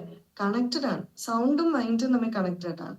പക്ഷെ അതിൽ നല്ല സൗണ്ട് കേട്ടാൽ മനസ്സ് സ്ട്രോങ് ആവും, മോശം സൗണ്ട് കേട്ടാൽ മനസ്സ് വീക്ക് ആവും. അതിൽ യാതൊരു സംശയമില്ല. ഇത് ഒരു പാമ്പെന്ന് പറഞ്ഞാൽ നമുക്കുണ്ടാകുന്ന ഫീലിംഗ് അല്ല കൃഷ്ണ ഗുരുവായൂരപ്പ എന്ന് പറഞ്ഞു. So to strengthen our mind what we should do? Chant. അപ്പൊ അതിനെന്താ ഈ പറയുന്ന പോലെ അലോപ്പതി, ഹോമിയോപ്പതി എന്ന് പറയുന്നതിന് പകരം നാമപ്പതി. നമ്മൾ സ്ഥിരമായിട്ട് നാമം ജപിക്കുമ്പോൾ we can strengthen our mind. ഇത് വളരെ സിമ്പിൾ ആയിട്ടുള്ള ഒരു പ്രിൻസിപ്പിൾ ആണ്. ഇനി ഈ നാമം ജപിക്കുമ്പോൾ തന്നെ നമ്മുടെ ബോഡിയെ നമ്മൾ എനർജൈസ് ചെയ്യുന്നുണ്ട്. അതെങ്ങനെയാണെന്നുള്ളത് പറയാം. ഇപ്പൊ ഫോർ എക്സാമ്പിൾ, ഞാൻ ഏതെങ്കിലും ഒരു സ്ഥലത്ത് വന്നു എന്ന് വിചാരിക്കുക. ഞാനിപ്പോൾ കോഴിക്കോട് ഒരു സ്ഥലത്ത് പോയി. അവിടെ ഇരുന്ന് ഞാനൊരു പ്രഭാഷണം നടത്തി 1 മണിക്കൂർ. ഒരു കസേരയിൽ ഇരുന്നാണ് പ്രഭാഷണം നടത്തിയത്. പ്രഭാഷണമൊക്കെ നടത്തി കഴിഞ്ഞ് പോകാറായപ്പോൾ ഞാൻ അവിടെ നിന്ന് വില കൂടിയ ഒരു വസ്തു മോഷ്ടിച്ചുകൊണ്ട് പോയി, അടിച്ചുകൊണ്ട് പോയി എന്ന് വിചാരിക്കുക. എന്നിട്ട് അന്ന് രാത്രി, ഇത് രാവിലെയാണ് പ്രഭാഷണം, അന്ന് രാത്രി മലബാറിന് ഞാൻ തിരിച്ചു കോട്ടയത്തിലേക്ക് വരികയാണ്, എൻ്റെ നാട്ടിലേക്ക്. ഒരു വൈകിട്ട് 4 മണിയൊക്കെ ആയി. അപ്പൊ രാവിലെ എൻ്റെ പ്രഭാഷണമൊക്കെ കഴിഞ്ഞു കേട്ടോ, 7 തൊട്ട് 9 വരെ. അത് കഴിഞ്ഞ് മണിക്കൂറുകൾ എത്ര കഴിഞ്ഞു. വൈകിട്ട് ഒരു 4 മണിയായപ്പോഴാണ് ഇവർ ഈ സാധനം മോഷണം പോയി. വളരെ വാല്യുബിൾ ആയിട്ടുള്ള ഒരു മെറ്റീരിയലാണ്. മോഷണം പോയി. പോലീസ് വന്നു, നായ വന്നു, അല്ലെ, ഡോഗ് സ്ക്വാഡ് വന്നു, ഇതെല്ലാം വന്നു. ആദ്യം വന്നിട്ട് എന്ത് ചെയ്യും ഇവര്? അവർക്ക് എന്നെ ഒരു സംശയമുണ്ട്. അപ്പൊ എന്ത് ചെയ്തു? ആദ്യം ഞാൻ ഇരുന്ന കസേരയുടെ അവിടെ കൊണ്ടുവന്ന് മണപ്പിക്കും, അല്ലെ. മണപ്പിച്ചു കഴിഞ്ഞിട്ട് നായ എങ്ങോട്ട് ആദ്യം ഓടും? ഞാന് എവിടെയെങ്കിലും എൻ്റെ പെട്ടിയൊക്കെ സൂക്ഷിച്ചു വെച്ചിട്ടുണ്ടെങ്കിൽ ആ വീട്ടിലേക്ക് ഓടും. അവിടെ നിന്ന് നേരെ റെയിൽവേ സ്റ്റേഷനിലേക്ക് ഓടും. ഇതിന്റെ മിയർ സയൻസ് എന്താ? നമ്മൾ എവിടെ ഇരുന്നാലും, എന്തില് ടച്ച് ചെയ്താലും, എവിടെയാണെങ്കിലും നമ്മുടെ എനർജി എവിടെ രജിസ്റ്റർ ചെയ്യപ്പെടുന്നുണ്ട്, നമ്മുടെ പ്രസൻസ് എവിടെ രജിസ്റ്റർ ചെയ്യപ്പെടുന്നത്. എത്ര മണിക്കൂറുകൾ കഴിഞ്ഞിട്ടും നമ്മുടെ എനർജി ലെവൽ അവിടെ ഉള്ളത് കൊണ്ടാണ് ആ നായക്ക് ഐഡന്റിഫൈ ചെയ്യാൻ പറ്റിയത്. ഇത് നമുക്ക് വിശ്വസിക്കാം, പക്ഷെ വേറെ ഒന്നും നമുക്ക് വിശ്വസിക്കാൻ പറ്റത്തില്ല. അതെല്ലാം അന്ധവിശ്വാസം എന്ന് പറയും. അപ്പൊ ഇവിടെ നമ്മളുടെ എനർജി ആ ലെവൽ അവിടെ ഉള്ളത് കൊണ്ട് ഈ നായക്ക് ഐഡന്റിഫൈ ചെയ്യാൻ പറ്റി. ഇതുപോലെ നമ്മൾ എവിടെ പോയാലും ഏതൊരു പ്രവൃത്തിയും ഐഡന്റിഫൈ ചെയ്യപ്പെടുന്നുണ്ട്, രജിസ്റ്റർ ചെയ്യപ്പെടുന്നുണ്ട്. അപ്പൊ എന്താണ്? നമ്മളൊരു കല്ല് കയ്യിലെടുക്കുകയാണെന്ന് വിചാരിക്കുക, ഉടൻ തന്നെ കല്ലിന്റെ എനർജി ലെവൽ മാറും, അല്ലെ. നിലത്ത് കിടന്ന എനർജി ലെവൽ അല്ല നമ്മുടെ കയ്യിലേക്ക് എടുക്കുമ്പോൾ. ഈ കല്ലിനെ കുറെ നേരം നമ്മുടെ കയ്യിൽ വെച്ചിട്ട് നമ്മൾ തറയിലേക്ക് വെക്കുകയാണെന്ന് വിചാരിച്ചു, കുറെ നേരം ആ എനർജി അവിടെ കാണും, യാതൊരു സംശയമില്ല. കുറച്ച് കഴിയുമ്പോൾ അത് പോകും. ഈ കല്ലിലെ എനർജിയെ പെർമനന്റ് ആയിട്ട് നമ്മൾ നിലനിർത്തുന്നതാണ് വിഗ്രഹം, ക്ഷേത്രത്തിലെ പ്രതിഷ്ഠ എന്ന് പറയുന്നത്. ക്ഷേത്രം എന്ന് പറയുന്നത് ഇറ്റ്സ് എ പവർ ഹൗസ്. ക്ഷേത്രത്തിൽ നമ്മൾ പോകുന്നത് ടു റീചാർജസ്, വേറെ ഒന്നിനു വേണ്ടിയിട്ടല്ല. Because it's A reservoir of energies ആണ്. ശരിക്കും അതിന് മാധവജി ക്ഷേത്ര ചൈതന്യ രഹസ്യത്തിൽ പറയും, വളരെ നല്ല ഒരു ഉപമയാണ്. What is meant by temple? ക്ഷേത്രം എന്ന് പറഞ്ഞാൽ എന്താണ്? ഇപ്പൊ നമ്മൾ അണക്കെട്ട് എന്ന് പറഞ്ഞാൽ, ഡാം എന്ന് പറഞ്ഞാൽ എന്താ? പല വഴി കൂടെ ഒഴുകി നടക്കുന്ന ജലത്തിനെ ഒരു വഴിയിലേക്ക് കേന്ദ്രീകരിച്ചിട്ട് കറക്കി വൈദ്യുതി ഉൽപ്പാദിപ്പിക്കും, and we distribute it to everyone. അതല്ലേ ചെയ്യുന്നത്? ദ സെയിം വേ പ്രപഞ്ചം മുഴുവൻ നിറഞ്ഞു നിൽക്കുന്ന ഈശ്വര ചൈതന്യത്തെ വിഗ്രഹത്തിലേക്ക് ആവാഹിച്ചിട്ട് അത് എല്ലായിടത്തേക്കും പ്രസരിക്കുന്നു. സോ അവിടെ ഒരു എനർജി ഉണ്ട്, ഒരു ഓറ ഉണ്ട്, വളരെ വലിയൊരു സിസ്റ്റം ഉണ്ട്. ഈ സിസ്റ്റത്തിന്റെ അല്ലെങ്കിൽ ആ ഒരു എനർജി സർക്കിളിൽ ചെല്ലുമ്പോൾ ഇത് നമ്മളിലേക്കും വരുന്നുണ്ട്. അപ്പൊ നമ്മൾ പനിയുള്ള ഒരാളുടെ അടുക്കൽ പോയി കഴിഞ്ഞാൽ നമുക്ക് ചൂടുള്ളതായിട്ട് വരും, ചൂട് പകരും. അയൺ ബോക്സിന് അടുക്ക പോയാൽ നമുക്ക് വരും. ഒരു ഗ്ലാസ്സിൽ ചൂട് പാലും ഒരു ഗ്ലാസ്സിൽ തണുത്ത പാലും വെച്ചാൽ ചൂട് പാലിലേക്ക് കുറച്ച് തണുത്ത പാൽ ഉപയോഗിച്ചാൽ അതിന്റെ ചൂട് കുറയും, ഇത് അഫക്റ്റഡ് ആവും. തിരിച്ചും ഇത് തന്നെയാണ്, ഈ എനർജി ഇങ്ങനെ ട്രാൻസാക്ഷൻ നടന്നുകൊണ്ടേയിരിക്കും. അപ്പൊ അത് തന്നെയാണ് ഈ ശില്പത്തിലും വിഗ്രഹത്തിലും ഒക്കെ സംഭവിക്കുന്നത്. ഈ വിഗ്രഹത്തിൽ എങ്ങനെയാണ് എനർജി ഉണ്ടാകുന്നത്? പല പല പൂജകളൊക്കെ ചെയ്തിട്ട് തന്ത്രി ഒരു കുടം ജലം എടുത്തു വെക്കും, അല്ലെ. എന്നിട്ട് എന്താ, കുറേ മന്ത്രം ചൊല്ലും. മന്ത്രം ചൊല്ലുമ്പോൾ കുടത്തില് ജലമുണ്ട്. പ്രോപ്പർട്ടീസ് ഓഫ് വാട്ടർ നമ്മൾ സ്കൂളിൽ പഠിക്കും. Water is a very good conductor. Water can absorb and release energy.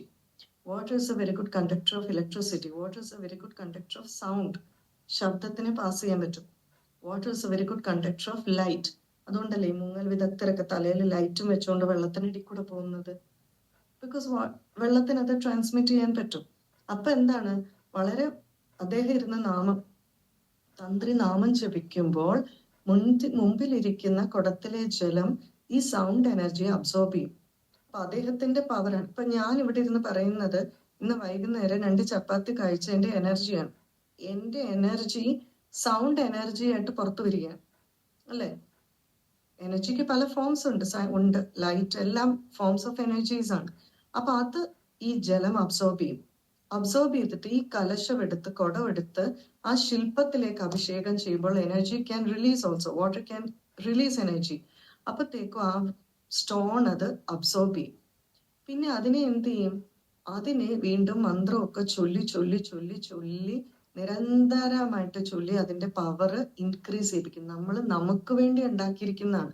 ജനങ്ങൾക്ക് വേണ്ടി, ജനങ്ങളാൽ തെരഞ്ഞെടുക്കപ്പെട്ട ജനങ്ങൾക്ക് വേണ്ടിയുള്ള ഭരണം എന്ന് പറയുന്നത് പോലെ നമുക്ക് വേണ്ടി നമ്മളായിട്ട് ഉണ്ടാക്കിയിരിക്കുന്നതാണ് ദൈവത്തിന്. അല്ലെങ്കിൽ ഇതുപോലുള്ള പ്രതിഷ്ഠകൾ. നമ്മൾ പുറപ്പെടാ ശാന്തിയൊക്കെ ആയിട്ട് പറയും, അമ്പലത്തിരിക്കുന്ന മേൽശാന്തി വേറെ ആരെയും തൊടാൻ പാടില്ല.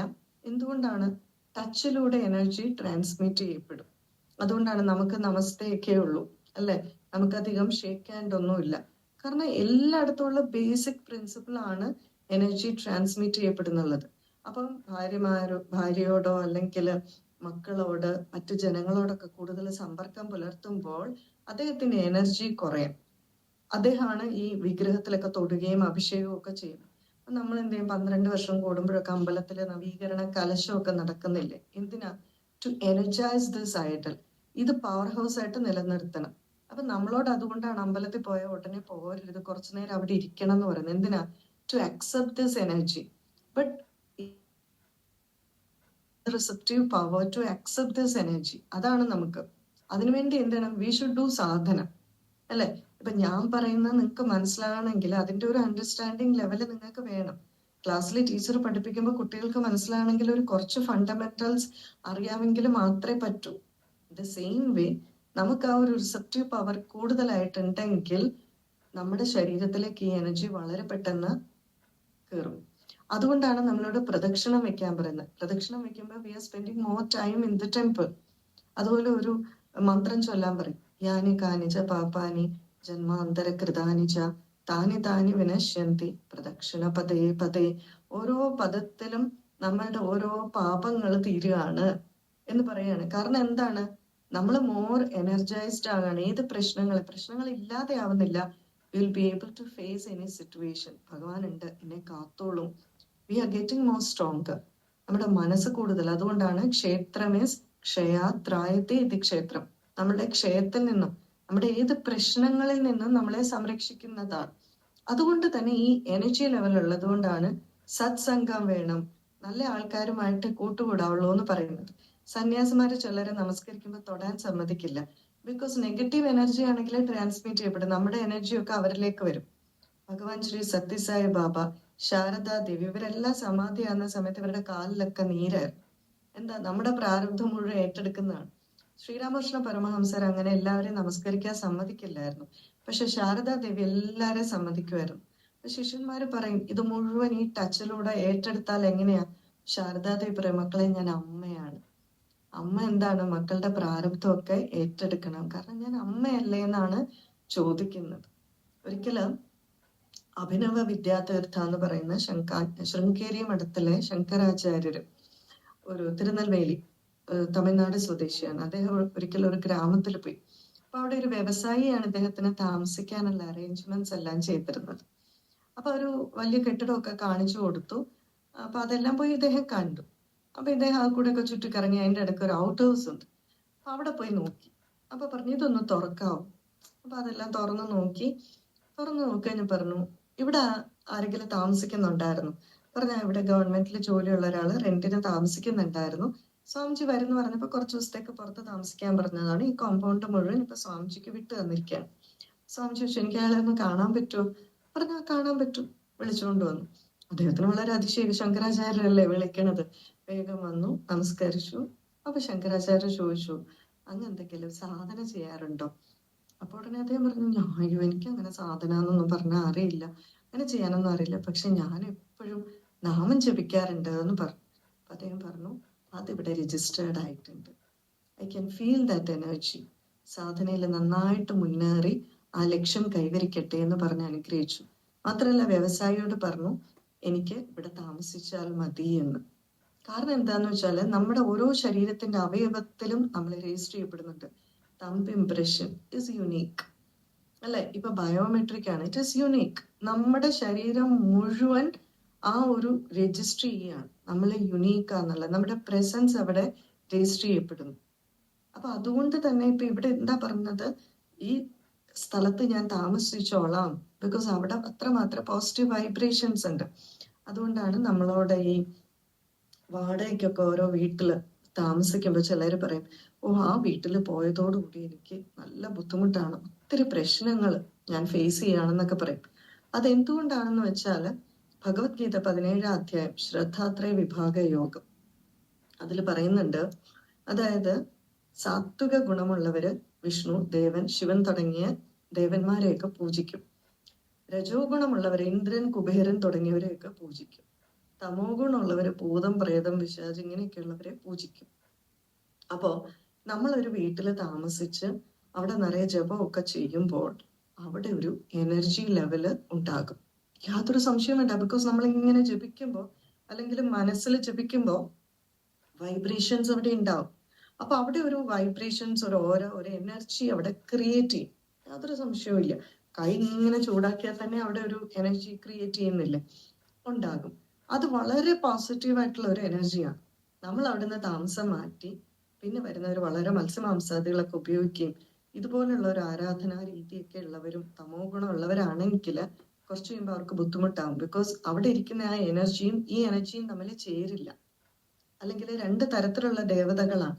അതുകൊണ്ടാണ് പറയുന്നത് 6 മാസം ഒരിടത്ത് പൂജാമുറിയായിട്ട് നമ്മൾ വീട്ടിൽ ഉപയോഗിച്ചാൽ പിന്നെ സ്ഥാനം മാറ്റരുത്. അങ്ങനെ എനർജി ഈസ് ക്രിയേറ്റഡ് ദർ. പിന്നെ അത് ബെഡ്റൂം ഒന്നും ആക്കാൻ പാടില്ല എന്ന് പറയുന്നത് അതുകൊണ്ടാണ്. വളരെ വലിയ വിഗ്രഹങ്ങൾ വീട്ടിൽ വെക്കേണ്ട, അമ്പലത്തിലെ പോലെ പൂജിക്കുന്ന വിഗ്രഹങ്ങൾ വീട്ടിൽ വളരെ വലിപ്പമുള്ളത് വെക്കണ്ട എന്നൊക്കെ പറയുന്നതാണ്. കാരണം അത്ര മാത്രം എനർജി അത് പ്രൊഡ്യൂസ് ചെയ്യും. ചിലർക്ക് ഫോർ എക്സാമ്പിൾ എൻ്റെ കോളേജില് ഒരു നിഷ ചേച്ചിയുണ്ട്. നിഷ ചേച്ചി അത്യാവശ്യം നല്ലപോലെ സാധന ചെയ്യുന്നതാണ്. എന്നിട്ട് പോലും ഗായത്രി മന്ത്രം ചൊല്ലുമ്പോൾ ശരീരം മുഴുവൻ ചൂടുകുരു വരും. എന്നെ കാണിച്ചിട്ടുണ്ട്. എന്താന്ന് വെച്ചാല് ചേച്ചിയുടെ ബോഡി ഓൾറെഡി സാധന ചെയ്യുന്നതാണ്, അതിനേക്കാളും കൂടുതലായിട്ട് ഗായത്രി മന്ത്രം ജപിക്കും. Because it's a very powerful mantra. അത്ര മാത്രം എനർജിയാണ് അതിൽ നിന്നും വരുന്നത്. അപ്പൊ അതുകൊണ്ടാണ് ഈ എനർജി ലെവല് നമ്മൾ മെയിൻറ്റെയിൻ ചെയ്യാൻ വേണ്ടിയിട്ടാണ് നാമജപം ഒക്കെ വേണമെന്ന് പറയുന്നത്, സത്സംഗം വേണമെന്ന് പറയുന്നത്. അപ്പൊ ഈ അമ്പലത്തിലെ പോലും പവർ ഹൗസിന്റെ ആ ഒരു എനർജി റീറ്റെയിൻ ചെയ്യാൻ വേണ്ടിയിട്ട് പണ്ട് കാലത്ത് എന്ത് ചെയ്യുന്നു വെച്ചാൽ, ഇപ്പൊ ഫോർ എക്സാമ്പിൾ ശങ്കരാചാര്യരൊക്കെ ഭാരതത്തിൽ 3 പ്രാവശ്യം സഞ്ചരിച്ച് ക്ഷേത്രങ്ങളിലുള്ളിലെല്ലാം പല ക്ഷേത്രങ്ങളുടെ ഉള്ളിൽ കയറി പൂജ ചെയ്തു. അവരുടെ തപശക്തി അവർ ഈ വിഗ്രഹത്തിലേക്ക് നിക്ഷേപിക്കുകയാണ് ചെയ്യുന്നത്. അല്ലാതെ അവർക്ക് പുണ്യം കിട്ടാൻ വേണ്ടിയിട്ടല്ല അവര് ഈ യാത്ര ചെയ്യുന്നത്. അത് മഹാഭാരതത്തില് യുദ്ധം തുടങ്ങുന്നതിന് മുമ്പ് വിതുര തീർത്ഥയാത്രയ്ക്ക് പോയി. പിന്നെ യുദ്ധം കഴിഞ്ഞാ വരുന്നത്. അപ്പൊ യുധിഷ്ഠിരൻ ചോദിക്കുന്നുണ്ട്, അങ്ങ് എവിടെയൊക്കെയാണ് പോയത്, ഏതൊക്കെ തീർത്ഥസ്ഥലങ്ങളിൽ പോയി, എനിക്കൊന്ന് പറഞ്ഞു തരുമെന്ന് പറഞ്ഞിട്ട് പറയാണ്, അങ്ങ് പോയത് കൊണ്ട് എന്താണ്, തീർത്ഥി കുറുവന്തി തീർത്ഥാണി, ആ തീർത്ഥങ്ങളെയൊക്കെ അങ്ങ് പരിശുദ്ധമാക്കി. അങ്ങേക്ക് പുണ്യം കിട്ടാനല്ല പോകുന്നത്. വലിയ വലിയ മഹാത്മാക്കളെ നമ്മൾ ക്ഷേത്രത്തിലെ സന്യാസിമാരെയൊക്കെ വിളിച്ചുകൊണ്ട് വരണം. അവരുടെ ആ ഒരു എനർജി ലെവല് അവര് പോയാലും അവിടെ ഇരിക്കും. ഇപ്പൊ നമ്മൾ കസേരയിൽ ഇരുന്നിട്ട് പോയതുപോലെ നമ്മുടെ വീട്ടിൽ വിളിച്ചുകൊണ്ട് വരണം. അവരെ നമസ്കരിക്കണം. അവരുടെ സ്പർശനം, ആ കൈ ഒന്ന് തട്ടിയാല് നമ്മുടെ എനർജി ട്രാൻസാക്ട് ചെയ്യും. കണ്ണിലൂടെ, നോട്ടത്തിലൂടെ, ദൃഷ്ടിയിലൂടെ വരും, വാക്കിലൂടെ, ഇതെല്ലാം എനർജിയാണ്. ഇതിലൂടെ എല്ലാം എനർജി ട്രാൻസ്മിറ്റ് ചെയ്യപ്പെടും. അതുകൊണ്ട് പണ്ട് കാലത്ത് കേരളത്തില് ആചാര്യ സ്മൃതി യാത്ര എന്ന് പറയുന്നുണ്ടായിരുന്നു. എന്തോ ക്വസ്റ്റ്യൻ വരുന്നുണ്ട്, what is different in the energy levels, ബാക്കി കണ്ടില്ല. ഓക്കെ, നമുക്ക് ലാസ്റ്റ് ചോദിക്കാം. ഓക്കെ, അപ്പൊ ഇവിടെ ആചാര്യ സ്മൃതി യാത്ര എന്ന് പറഞ്ഞത് കേരളത്തിന്റെ ഒരറ്റത്ത് തൊട്ട് മറ്റേ അറ്റം വരെ ശങ്കരാചാര്യന്മാര് പോയിട്ട് പ്രധാനപ്പെട്ട സ്ഥലങ്ങളില് ക്ഷേത്രങ്ങളിലെ ഉള്ളിൽ കയറി ഗർഭഗൃഹത്തിൽ കയറി പൂജ ചെയ്യുമായിരുന്നു. ഇത് വീണ്ടും വീണ്ടും എനർജൈസ് ചെയ്യുന്നതാണ്. ശങ്കരാചാര്യ കഴിഞ്ഞ് ഭഗവാൻ ശ്രീ സത്യസായി ബാബ സോമനാഥ ബദ്രി കാശി ഗർഭഗൃഹത്തിൽ കയറി പൂജ ചെയ്തു. അമൃതാനന്ദമയി അമ്മ ക്ഷേത്രങ്ങള് പ്രതിഷ്ഠ ചെയ്യുന്നുണ്ട്. ശ്രീനാരായണ ഗുരുദേവൻ ധാരാളം ക്ഷേത്രങ്ങൾ പ്രതിഷ്ഠിച്ചു. അതുകൊണ്ടാണ് തന്ത്രിയെ ഭഗവാന്റെ അച്ഛൻ എന്ന് പറയുന്ന ആ പ്രാണനാണ് അവിടെ കൊടുക്കുന്നത്. പിന്നെ ആ എനർജി അങ്ങ് ഇൻക്രീസ് ചെയ്യിപ്പിച്ചിട്ട് നമുക്ക് വേണ്ടിയിട്ട്, നമുക്ക് സ്ഥൂലമായിട്ടുള്ള ഒരു വസ്തു ഇല്ലെങ്കിൽ നമുക്ക് പ്രാർത്ഥിക്കാൻ അറിയില്ല. അപ്പൊ ഈ എനർജി ലെവലിനെ നമ്മൾ കൃത്യമായിട്ട് ഐഡന്റിഫൈ ചെയ്ത് നമ്മൾ നിലനിർത്തണം. അപ്പൊ ഞാൻ വീഡിയോസിലൊക്കെ പറഞ്ഞാണ്, ക്ഷേത്രത്തിലെ ആറാട്ട് എന്തിനാണ്? ഭഗവാൻ വർഷത്തിൽ ഒരിക്കല് ക്ഷേത്രത്തിലെ ആറാട്ട് ഒരിക്കലും ക്ഷേത്രക്കുളത്തിലല്ല. ക്ഷേത്രക്കുളത്തിലാണെങ്കിൽ നമുക്ക് കുളിക്കാൻ സാധിക്കില്ല. ആ ഗ്രാമ അതിർത്തിക്കുള്ളില് എവിടെയെങ്കിലും ഒരു കുളത്തിലോ നദിയിലോ മുങ്ങും. ആ സമയം നമ്മൾ മുങ്ങും. എന്താ, ഭഗവാൻ വർഷത്തിൽ ഒരിക്കലും മുങ്ങുമ്പോൾ ആ എനർജി വെള്ളത്തിലേക്ക് റിലീസ് ആവും. നമ്മൾ കുളിക്കുമ്പോൾ അത് നമുക്ക് ആ എനർജി സ്വീകരിക്കാൻ സാധിക്കും. അപ്പൊ അതുകൊണ്ടാണ് കുംഭമേളയിലൊക്കെ സ്നാനത്തിന് ഇത്ര പ്രാധാന്യം. ഭാരതത്തിലെ എല്ലാ ശ്രീശ്വരന്മാര് വന്ന് സ്നാനം ചെയ്യും, നമ്മളും അവിടെ സ്നാനം ചെയ്യും. സോ നമുക്ക് ആ റിസപ്റ്റീവ് പവർ ഉണ്ടെങ്കിൽ we can also receive that energy. ഈ 4 സ്ഥലങ്ങളെ സെലക്ട് ചെയ്തിരിക്കുന്നത്, ഈ 4 വഴികളോ അതിന്റെ കൈവഴികളോ ഭാരതം മുഴുവൻ ഒഴുകുന്നുണ്ട്. അപ്പൊ ഭാരതം എപ്പോഴും ഇങ്ങനെ ആ എനർജി റിസർവോയർ ആയിട്ട്, പവർ ഹൗസ് ആയിട്ട് നിലനിൽക്കുകയാണ് ചെയ്യുന്നത്. ആ ക്വസ്റ്റ്യൻ എന്താന്ന് പറയാമോ? അങ്ങനെയാണ് അതും കൂടെ ചേർത്ത് പറയാം. What is the difference between what is the difference between what is the difference in the energy level in reciting namam as opposed to listening to namam? Okay, സത്യം പറഞ്ഞാല് ഇതില് എനർജി ലെവല് കേൾക്കുന്നതും എഴുതുന്നതും പറയുന്നതും തമ്മിൽ ചെറിയ വ്യത്യാസമുണ്ട്. ഇതിൽ ഏറ്റവും കൂടുതൽ ബെനിഫിഷ്യൽ ആയിട്ട് പറയുന്നത് ലിഖിത നാമജപത്തിനാണ്, നാമ എഴുതുന്നതിന്. കാരണം എന്തുകൊണ്ടാ? ഈ ലിഖിത നാമജപത്തില് നമ്മൾ ഡ്രൈവ് ചെയ്യുന്ന പോലെയാണ്. ഡ്രൈവ് ചെയ്യുമ്പോൾ നമുക്ക് കണ്ണ്, കാല് ഇതെല്ലാം ഇരിക്കുന്നത് പോലെ നാമം എഴുതുമ്പോൾ ചുണ്ടിൽ വരും. ചുണ്ടിൽ വരുന്നപ്പോ നമ്മൾ ചുമ്മാ നാമം ചൊല്ലുവാണെങ്കിൽ ചുണ്ടിൽ മാത്രമേ ഉള്ളൂ. എഴുതുവാണെങ്കിലോ എഴുതുന്ന സമയത്ത് നമ്മൾ പറയണം. ചുണ്ടുകൊണ്ട് പറയും, കണ്ണുകൊണ്ട് കാണും, കൈകൊണ്ട് എഴുതും, മനസ്സിൽ നമ്മൾ ആ ഭഗവാന്റെ രൂപം ചിന്തിക്കുന്നുണ്ട്. ഇതിനനുസരിച്ച് എനർജി ലെവലില് ഡിഫറൻസ് വന്നുകൊണ്ടിരിക്കും ശരിക്കും പറഞ്ഞു. പക്ഷെ ലിസണിങ്ങിന്റെ ഒരു പ്രോബ്ലം എന്താന്ന് വെച്ചാൽ ഫോക്കസ് പോകരുത്. പറയുമ്പോൾ നമുക്ക് കുറച്ചും കൂടെ ഫോക്കസ് വരും. ഇപ്പൊ ഫോർ എക്സാമ്പിൾ, ഞാൻ ഇവിടെ നിന്ന് പറയുന്നു, നിങ്ങൾ കേൾക്കുന്നു. നിങ്ങൾക്ക് എത്ര പേർക്ക് വേണമെങ്കിലും ആബ്സെന്റ് മൈൻഡഡ് ആകാം, ശ്രദ്ധിക്കാതിരിക്കാം.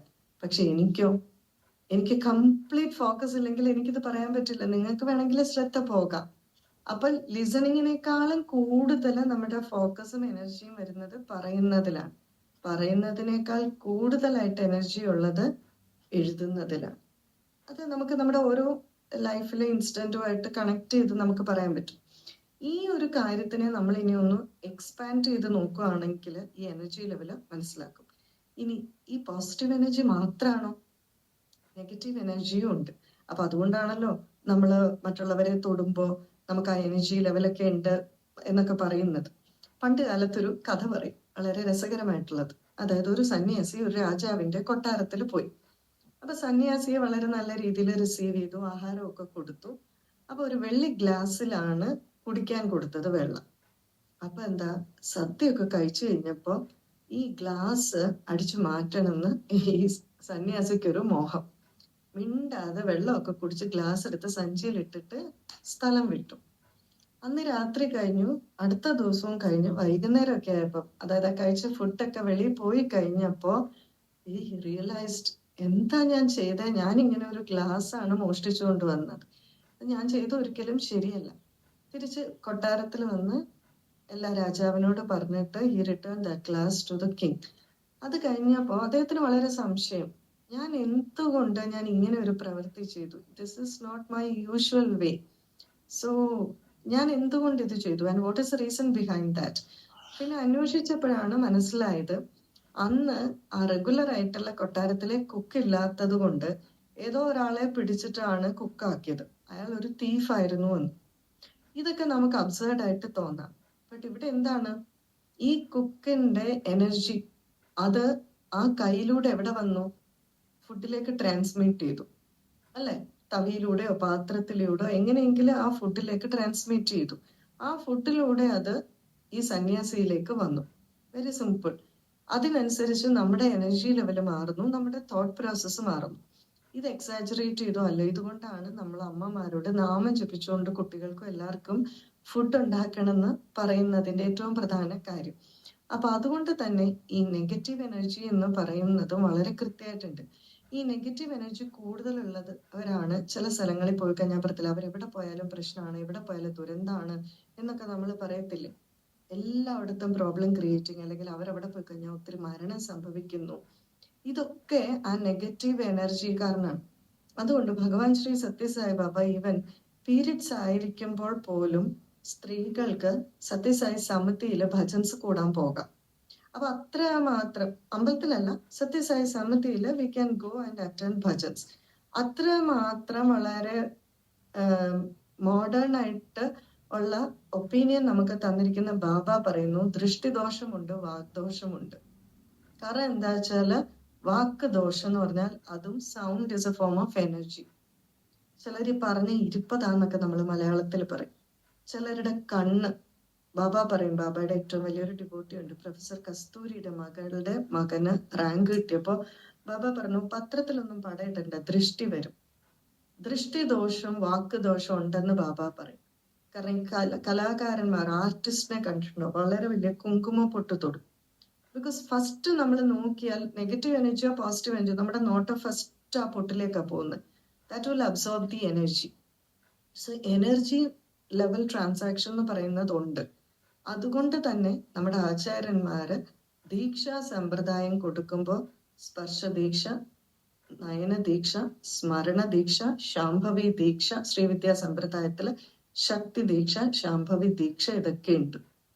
അതെങ്ങനെയാന്ന് വെച്ചാൽ സ്പർശ ദീക്ഷയാണെങ്കിൽ വിവേകാനന്ദ സ്വാമിക്ക് ശ്രീരാമകൃഷ്ണ പരമഹംസർ, വിവേകാനന്ദ സ്വാമി ചോദിച്ചല്ലോ ഈശ്വരനെ കണ്ടിട്ടുണ്ടോ എന്ന്.